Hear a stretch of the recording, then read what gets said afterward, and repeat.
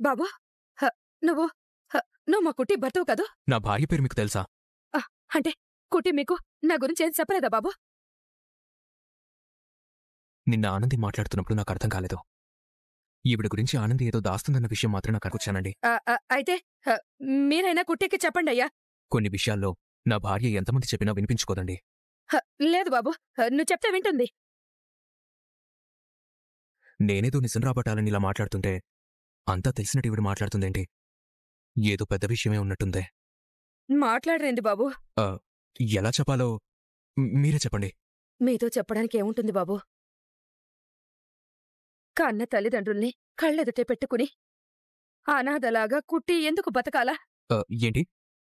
కన్నవాళ్ళని ఎదురుగా పెట్టుకున్నా? అమ్మ నాన్న ఉన్నారు కదా? ఎవరు బాబు? మీరు చెప్పేది సింహాద్రి పద్మమ్మ గురించే కదా? ఆళ్ళు కన్నోళ్ళు ఎట్లయితారు బాబు? పెంచినోళ్ళు కదా. మరి మీరు చెప్పేది ఎవరి గురించండి? సూర్యగారు, జ్యోతిగారి గురించి. ఎందుకు చెప్తున్నారు? కుట్టిని కన్నోళ్ళు ఆళ్లే కాబట్టి. కుట్టి ఏ జడ్జిగారి మనవరాలు బాబు. ఏంటండి మీరు చెప్పేది? నా భార్య జడ్జిగారి మనవరాలా? ఈ నిజాలేమి మీకేం తెలీదా బాబు? కుట్టి మీకేం చెప్పుండలేదా?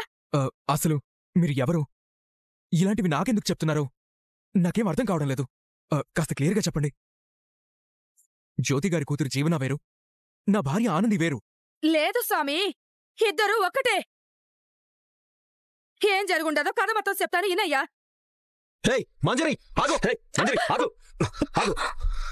ఎక్కడికి పారిపోతులు? నువ్వే అసలైన జీవన్నని మీ అమ్మతో చెప్పి కుట్టిని కన్నోళ్ళు ఆళ్లే కాబట్టి. కుట్టి ఏ జడ్జిగారి మనవరాలు బాబు. ఇప్పుడు నేను నిజం ఆనందిని అడగాల వద్దా?